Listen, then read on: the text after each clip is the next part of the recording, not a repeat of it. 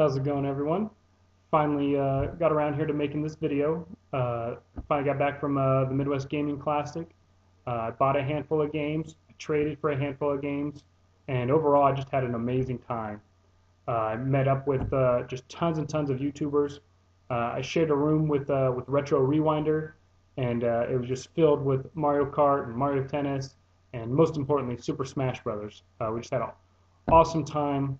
We had friends up there playing games, Friday and Saturday night, and like I said, just hung out a ton and just had a great time. Like I said before, I saw lots and lots of YouTubers, and I want to give a big shout out to all these dudes because all of them were just super cool, real nice. And so this is in no particular order, but we got met up with the ArcadeImpossible guys, WoodenGamer, RetroGameThrifter, GaryVoight, Grimsy42, and Scott brought a buddy, Brian, which actually made a trade with. But MidwestRetroGamers, Retro Eric and Retro Mo, they were super nice. SeeJayAre, Ed, Gamester81, OriginalGameboyz, BizNest17, obviously, CollectingRetro, TheSurvivalReview, RetroNesHunter, Cody Phillips, and Trevor, Retrorewinder. Like I said, just an awesome group of dudes. And I heard there were more like Crow 111, and I know there were other ones there too. But like I said, the list goes on. It was just a ton of people, and I got to meet and chat with most of them, and I got to hang out with a lot of them, and so just a really great time. And hopefully everyone got footage because I did not. I was a little scared to just walk around with my camera, down in the vendor hall or even in the room. I didn't want to. We were having some drinks and stuff, so I didn't want to record anyone or anything like that. But most importantly, I didn't want to ruin the mood. I mean, we were all just having a great time. I certainly didn't want to stop everything to take a picture and stuff like that. But I probably should at least got some footage. But I did not, and I apologize. But hopefully Trevor's, Ed's, CGR, I know got some business. Everybody, I'm sure everyone else got some footage. So hopefully those will all work out.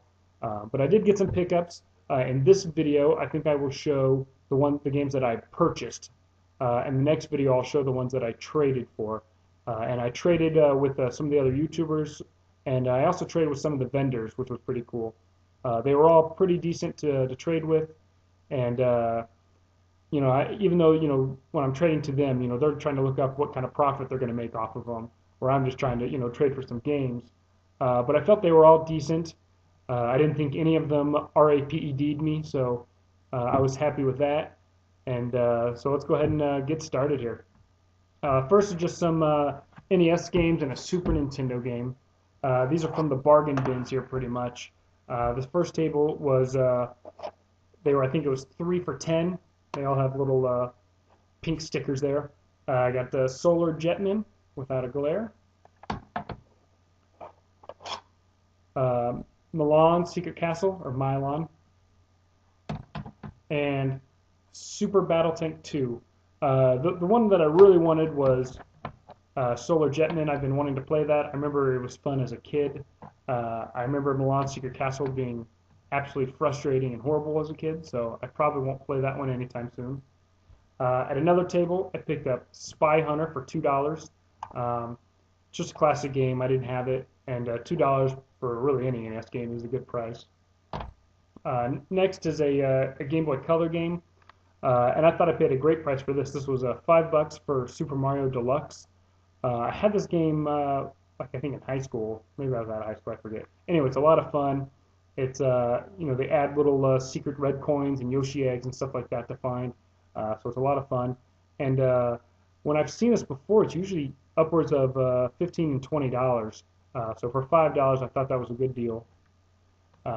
Next, just some PS2 games. The first one, I lied. One more NES game. Didn't see it there. This is Tiny Toon Adventures 2, Trouble in Wacky Land. Yeah. I have the first Tiny Toons game, so it's cool to find the second one. They were asking 10, and I picked this up for 8.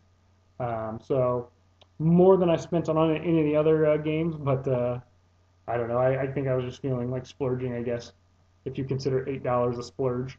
But just a game I didn't have, so cool to find that. So now onto the PS2 games. This first one is 007 Everything or Nothing, just a James Bond title that I needed. I believe I only need From Russia with Love, and I have all 6 or 7 of them, however many there are. But I paid $5 for this. I'm a little disappointed with that now. This was the first game I picked up, and I'd already walked around the vendor hall once, and everything was just a little bit more than I wanted to pay, but I felt like it was a game that I did want, so I went ahead and just dropped the $5 on it. I see PS2 games so often, and especially for $1 and $2, so I probably should have waited, but one step closer and bought a game there at the convention. Next is another game actually that I have been looking for. I've seen it for a couple of times. I knew it was a like a scuba diving game, kind of like Endless Ocean for the Wii, but it's Everblue 2, and I paid $4 for this, and which I'm glad because I saw this at another table for $15, so I don't know why there was such a huge gap in the prices, but for $4, I'll definitely probably play this one. So definitely probably. For the PS2, this is actually I think the only game that I picked up on Sunday. This is why I was hoping to pick up any kind of scraps left over and try to make better deals with the vendors. But this is Kingdom Hearts Rechain of Memories. I have 1 and 2, and I have this for the Game Boy Advance, but I'd really been looking for this on the PS2 to play it on the television. So I'm very happy about that. It is complete, as are the other games. I don't know why I didn't show those. But they wanted 10, I offered 5, and we settled on 7, which I thought was a fair deal for this. I actually haven't even seen this game too often, so I was okay paying $7 for it. Lastly, with the games that I purchased is another PlayStation 2 game, and this one has just a wild story with it. Nothing super amazing. It's just Dynasty Warriors 6, which I believe is the last one on the PS2. I have a handful of them. I'd have to look. I think I still need Dynasty Tactics 1, and probably even just the original Dynasty Tactics, or Dynasty Warriors. But so Dynasty Warriors 6, this is a game that I picked up outside of the convention. Trevor and I had the bright idea to check around town for some other stores, and we dragged Business along with us. And the store we were looking for, Record Head, was closed on Saturdays, which is odd anyway. So instead, we ended up at this small little bookstore, and what a creepy store it was.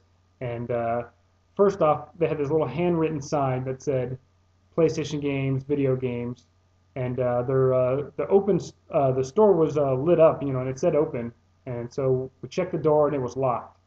So just as we were turning to leave, a little face appeared in the window and let us in. And I don't know if I can accurately describe this place. Just imagine a hoarder with all the books and stuff pushed so there was at least aisles, but it was floor to ceiling books, VHS, cassette tapes, any other kind of crap you can think of.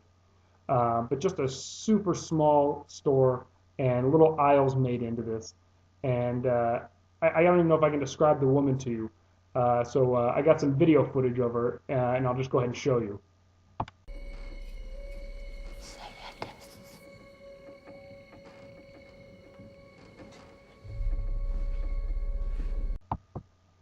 So on a serious note, that's exactly what I thought of, after we got out of the store and we were just laughing about it. So she had a few like those plastic bins you see at Walmart, and she told us to go through them, and she had a couple of them. So Justin and I are going through one, and Trevor is going through the other one. And Justin and I did not find much. Found some cables. I think we found like a power cable to the Super Nintendo, the RF cable, maybe even like a PlayStation 2 controller or something. I don't remember. Trevor, however, had the gold mine. He found one of the drawers had some games, like some sports games and some discs and stuff like that. And inside of it was Dynasty Warrior 6. And also inside of it was Everything or Nothing. So I totally should have waited, because I would have rather bought it from the creepy bag lady than the convention. But, so I'm looking at this, and I'm like, all right, I'm going to go buy this, And so I'm trying to pair this up with the Super Nintendo power cable that Justin wants. And while I'm talking with the lady trying to make a deal. First off, she's holding up like every single game, in there. Did you look at this? Did you look at this? And it's like, oh yes, yes, thank you. This is all we want. She opens up the next drawer. It is just full of porn. I'm talking, there must have been, 50, 60 DVDs in there. And she's like, oh, pornography, $5. It's a great deal. And we're like, no, no, thank you. We just want to, take our games and leave. And, oh, okay, okay. What about this one? Opens the next door. It's also full of porn. And this one we realize there are now like magazines stacked up around us that is also porn. And it's like, man, what is going on in this store? So this lady, again, I can't accurately describe this place, but it's very tight, and she is actually blocking the access to the door. And not that we felt in danger, but we were definitely ready to hightail it out of there. I was hoping to get these, for like $1 each. She wouldn't go lower than $6. And so really, it was probably fastest just to pay her $6 and get out of there. So we finally give us the $6. We take our things. We get out the door, and as we're leaving, she's like, oh, you guys come back at midnight. I'm open till midnight. Why is this creepy old lady open till midnight? But anyway, so we were just laughing about it, and I get back in the car, and I didn't even look. I realized it's a stupid rental case, and I think it's even cracked. I forget. But yeah, so I paid $3 for crap, basically. At least the disc is in there. But definitely a goofy story. Like I said, we laughed about it the next day, and I'm still laughing about it. I'm sure Trevor and Justin still are too, and we told everyone else. So hopefully Trevor's got some decent footage of it. Just a goofy place. But that's pretty much it for this video. Again, I want to say thanks to all the YouTubers I met. I highly recommend going to the convention, and I would highly recommend the MGC. Like I said, it's a bunch of people can make it there. It's a great time. I assume it'll even be bigger next year, so I'm definitely looking forward to it. But I want to, just say thanks again to all those people. The Survival Review, Collecting Retro, the Midwest Retro Gamers, Grimsy42, his buddy Brian, Cody Phillips, RetroNesHunter, WoodenGamer, Ed, CeeJayAre. God, I don't know if I've forgotten anyone. RetroGameThrifter, OriginalGameboyz, all those dudes. It was so cool to meet you guys, and hopefully we'll meet up with you guys again. GaryVoight.